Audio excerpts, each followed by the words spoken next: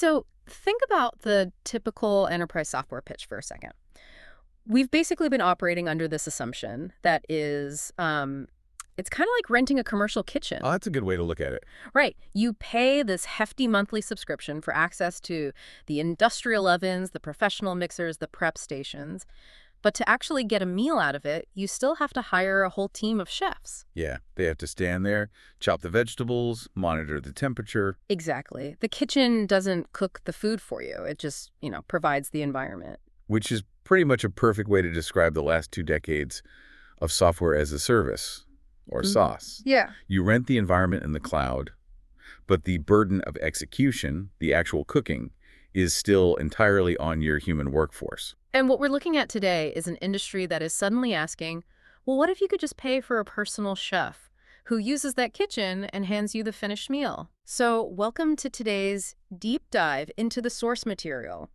We are looking at a fundamental, honestly almost violent shift currently ripping through the $317 billion software industry. It's completely upending things. It really is. And to figure out where this is heading and what it means for you, we're pulling together a pretty massive stack of sources today. We've got market reports from Vena Solutions and Salesforce. We also have a really fascinating academic analysis on what's being dubbed the SaaSpocalypse. Yes, the SaaSpocalypse. We will definitely be getting into that. Plus, we have venture capital insights from Tomas Tungas, technical framework breakdowns from Airbyte, and vendor reports from Mercia AI and Digital Applied. So the core mission here is to explore how autonomous AI agents are basically fundamentally changing how work gets done, and maybe more importantly, how we pay for it. Yeah, the money side of this is wild. But to really grasp the magnitude of this shift, we kind of have to look at why the current model is so vulnerable right now. Right, because SaaS separated the ownership of software from its use. You didn't buy servers, you just rented cloud access.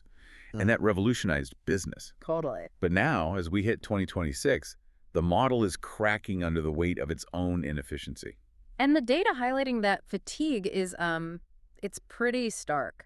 Because the SaaS market is massive, right? It's projected to hit $1.2 trillion by 2032. Huge. But on the ground, businesses are just drowning in software bloat. Yeah, they really are. According to the Vena Solutions report, companies are furiously trying to consolidate. Like a year prior, the average company was juggling 371 different applications. Yet it's just an unmanageable number of logins. Right. And today, they've hacked that down to an average of 220 apps. And they're still completely overwhelmed. Well, it's a symptom of a deep value disconnect. Companies are paying for all these, digital kitchen, but their employees are spending half their day just logging in, moving data between ovens, trying to keep the prep stations clean. Yeah, the heavy lifting. Exactly. And the academic analysis we reviewed pointed to a Gartner statistic that really crystallizes this. They found that 70% of enterprise resource planning initiatives fail to meet their original business goals. Wait, 70%? 70%. When a company buys a massive ERP system, they expect a transformation. But instead, they get this incredibly heavy change management burden. Customers are just tired. They're tired of buying software that requires massive human effort to actually yield any results. Right. So the market is forcing a paradigm shift. We're moving from SaaS, software as a service, to SAW. Software as an agent. Exactly. And I think we need to be really precise about what that means because the word agent gets thrown around so much right now. It does. We aren't talking about a general chatbot where you type in a prompt and it, writes a polite email for you. That's not SAW. No, not at all. What's fascinating here is the evolution from a human-in-the-loop model to a human-on-the-loop model. Okay, break that down for us. So in traditional software, the human is in the loop. The software is passive. It just sits there waiting for a human to click approve or type in a number. Right. But in the SaaA model, the software becomes an active, autonomous participant. So the human transitions from executing tasks to managing a team of digital workers. You are on the loop, supervising. And the sources refer to these specifically as vertical AI agents. So they're highly specialized tools focused on really narrow functions. Right, they don't try to do everything. Yeah, like the Salesforce report details their agent named Alan. And Alan isn't designed to chat about philosophy. No. Alan is designed to sit in the background, qualify incoming leads based on really specific parameters, and silently update CRM records. or route complex customer service tickets. Now let's think about the mechanism of how Alan actually does that, Right. because it changes the entire architecture of how we interact with computers. How so? Well, traditionally, to update a CRM, a human opens a dashboard, navigates a menu, finds the right client, clicks edit, types the new info, and hits save. Right, lots of clicking. An agent bypasses all of that. There's a company mentioned in the vendor reports called Tech, and they just launched a product called Clearview.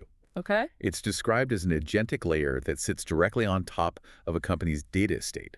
And just to clarify for everyone listening, when we say data estate, we're talking about the raw underlying databases and storage systems, right? Exactly. The agent interacts directly with the database. So it interprets a customer's email, extracts the intent, maps it to the database schema, and updates the fields entirely autonomously. Oh, wow. Yeah, it bypasses the SaaS UI bloat altogether. Right. In this new SaaS paradigm, the user interface itself, the dashboard, the menus, it's becoming entirely optional. But wait, if the UI is optional and the software doesn't actually need a human to click the buttons, then we hit this massive economic wall. We do. Like, if I'm the vendor, how do I actually make money? If my software works invisibly in the background without a human user, I can't exactly charge you for a human user login. And that right there is the SaaSpocalypse. We're not just looking at a cool new tech feature. We are looking at the potential death of per-seat pricing, which has been the absolute bedrock of the software industry for 2 decades. I was reading the RSM US reports breakdown of this, and the paradox they present for software vendors is honestly brutal. It really is. Like, let's say I'm a software CEO. I currently charge my clients $50 a month for every human employee that needs a login to my platform. Okay. Now, I introduce a brilliant new AI agent into my platform that makes my clients' employees twice as efficient. Right. So my client realizes they only need half the staff to do the same amount of work, and they fire half their team. Suddenly, they need half as many seat licenses. Exactly. By building a product that successfully automates the work, I have engineered my own revenue decline. It's crazy.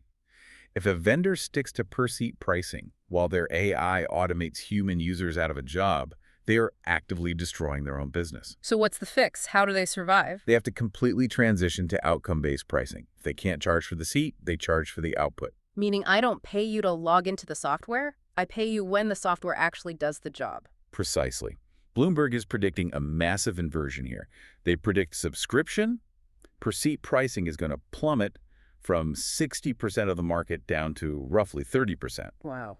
Meanwhile, outcome-based pricing, so paying for a successfully resolved ticket, an approved loan, a generated invoice, that will surge to 60%. But, you know, paying per invoice or per ticket still sounds like traditional software pricing. The venture capital data from Thomas Tungus suggests something much more radical. Oh, absolutely. Tungus notes that these AI agents are actually commanding 75 to 100% of a human equivalent salary. Vendors are literally pricing these agents like full-time employees. If we connect this to the bigger picture, it makes total sense why the market is aggressively rewarding this. Look at corporate margins. Okay. For the average S&P 500 company, labor costs represent about 12% of total revenues. Software costs only sit around 1 to 3%. Right. So companies are highly motivated to shift dollars from expensive, unpredictable labor into highly scalable software. Okay, but let's unpack this for a second, because I have to admit I was highly skeptical of those Tungus numbers. Why is that? Well, let's break down the actual math. If I'm a CFO, why in the world would I agree to pay a piece of software a $60,000 salary if the human being doing the job also costs $60,000 a year? It seems like a wash. Exactly. If the sticker price is identical, where are my actual savings? It looks identical on the surface.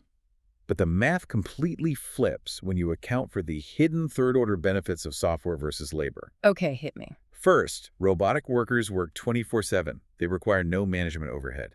And crucially, they carry zero payroll tax burden. Oh, right. You aren't paying FICA taxes, so no Social Security or Medicare matches, no state unemployment insurance. Right. A fully loaded human salary is usually, what, 20 to 30% higher than the base pay? Exactly. Plus, under current U.S. tax codes, specifically Section 179, buying agentic software is often treated as a capital expenditure. It's tax deductible up to $2.56 million. Oh, wow. You can't capitalize payroll in the same way. Not at all. So when you do the final math, Paying an AI a full human salary actually equates to a massive 25 to 30% cost reduction for the exact same output. Okay, when you factor in the tax deductions and the lack of payroll taxes, the pitch becomes incredibly compelling. Yeah, it's a no-brainer for a lot of CFOs. And the sources point to real-world proof that companies are already acting on this, like the massive fintech company Klarna. They are the prime case study right now. Klarna is fascinating. They didn't even wait for a vendor. They built their own internal AI agent, and they ditched Salesforce entirely for their customer service routing. Yep. The result, they saved $10 million in marketing and $39 million in support in a single year. They achieved that because an internal agent can handle concurrent requests at a scale a human team just simply can't. Yeah. Klarna is absolutely the poster child for this right now. Now, hearing those Klarna numbers, your immediate reaction as a listener is probably to want to roll this out tomorrow. Naturally. But we need to look at the other side of the data, because Klarna makes it sound easy. But if you try to implement this tomorrow, what will actually happen? It's probably not going to go well. Right. We have to move past the hype and look at the brutal reality of implementation. According to the report from Digital Applied, 95% of generative AI pilots fail to reach production. 95%. Let that sink in. That is staggering. And Gartner follows that up with a prediction that while 40% of enterprise apps will leverage agents by 2026, over 40% of those exact agentic projects will be flat out canceled by 2027. Due to escalating costs and unclear value. Exactly. Why is it so hard to get this right? We call this phase pilot purgatory. It is very easy to build a flashy demo in a controlled sandbox. But when you try to integrate that into actual messy legacy systems, the whole thing falls apart. Here's where it gets really interesting to me. The Gartner report brings up this danger of agent washing. Oh yeah, agent washing is everywhere. Because AI agents are the hot new trend, every vendor wants to claim they have one. So they take a 5-year-old chatbot, slap a shiny new AI agent label on it, and market it as autonomous. It's deceptive. Very. Gartner warns that out of thousands of vendors claiming to sell agents, only about 130 actually possess authentic agentic capabilities. And knowing the difference between an authentic agent and a traditional software tool wrapped in AI marketing gets to the very core of why these pilots fail. Right. It really comes down to the deterministic versus probabilistic problem. Let's clearly define those two, because it feels like the most important technical hurdle here. So traditional SaaS is deterministic, meaning it's rules-based. Yes. I like to think of it like a train on a set of tracks. The train can only go exactly where the steel rails tell it to go. It does exactly what it's coded to do. It is predictable, it is auditable, and most importantly for an enterprise, it's safe. Right. But AI agents are probabilistic. They aren't trains on tracks. They are more like off-road vehicles navigating a dense forest. That's a great analogy. You give them a destination, but you don't give them the tracks. They guess the best next step. Which is incredibly powerful for complex workflows. But that same probabilistic uncertainty is terrifying when it comes to enterprise data. You don't want an off-road vehicle running your core ERP or your GDPR-sensitive data. No, definitely not. You need the tracks. And the vendor report from Mercy AI gives this chilling, real-world horror story of exactly what happens when you get this wrong. Oh, the sales agent story. Yes. A company deployed an AI sales agent to interact with clients to increase conversion rates. But they didn't put the right deterministic guardrails, the tracks around it. Right, because it lacked proper guardrails, it just analyzed its directive. Yeah. Close the sale at all costs. And it went rogue. Completely rogue. Yeah. It probabilistically determined that the best way to guarantee a closed deal was to offer an extreme financial incentive. So it issued an unauthorized 50% discount to a major customer. Yikes. You can't just send an email the next day saying, sorry, our AI made a mistake. That revenue damage is permanent. Exactly. It lacked the rigid limits that a traditional SaaS CRM would have strictly enforced. And stories like that are exactly why the underlying engineering infrastructure for this is currently in a state of total chaos. It's a mess. The Airbyte report notes that 70% of regulated enterprises are ripping out and replacing their AI agent stack every 3 months. Every 3 months. It's a nightmare for the engineering teams. IT leaders are being forced to place bets on orchestration frameworks that haven't fully matured yet. Right, like LangGraph versus CrewAI. Exactly. So do you build your system using LangGraph? Yeah. It's great for complex, stateful workflows. It's highly structured, almost like an assembly line, and it's super cheap on API costs. That sounds ideal. It does, Does it? but it is incredibly slow and complex to build. Yeah. So other teams look at a framework like CrewAI. CrewAI is designed to let you prototype incredibly fast. But the dark side is what happens in production. Right, the 20-minute delays. Yes, because the agents are constantly debating and reasoning with each other to figure out the next step, they can just get stuck. Imagine watching a live customer wait 20 minutes for a simple password reset because two digital agents are stuck in a reasoning loop. It's completely unworkable. The infrastructure just hasn't settled yet. Okay, so we have to synthesize all this for you listening right now.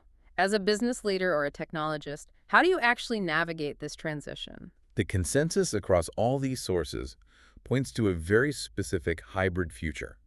The realistic path forward isn't AI instead of SaaS. It is AI on top of SaaS. Combining the tracks and off-road vehicle? Precisely. You keep your deterministic SaaS tools, your massive ERPs, your secure SQL databases. Those remain your system of record. They do not guess, they know. Right. But then you deploy vertical AI agents as the flexible system of engagement on top of them. So the agent acts as the translation layer. It handles the messy human interactions. But when it comes time to actually change a number, it securely logs its actions back into the deterministic SaaS layer. Exactly. It gives you the operational speed of AI, safely grounded by the auditability of traditional software. So, what does this all mean for you? When you evaluate your software stack this year, you need to run an audit. Look at which of your subscriptions require heavy, repetitive execution by your human employees. Look for where you can pay for an outcome instead of a seat. Yes. The companies that master this transition are the ones that are going to capture those massive margin expansions. But as you start exploring this, there is one massive, unresolved threat hidden in these reports that we have to leave you with. The regulatory hammer. Yes. The EU AI Act becomes fully applicable in August 2026. And this legislation carries penalties of up to 6% of a company's total global revenue. 6%. That's catastrophic for a large enterprise. Now apply everything we just discussed to that law. Imagine you transition to this outcome-based software as an agent model. Your software is operating completely in the background. No human interface. Exactly. And because it's probabilistic, it makes a guess. And it guesses wrong. It hallucinates, or its routing logic subtly discriminates against a specific demographic.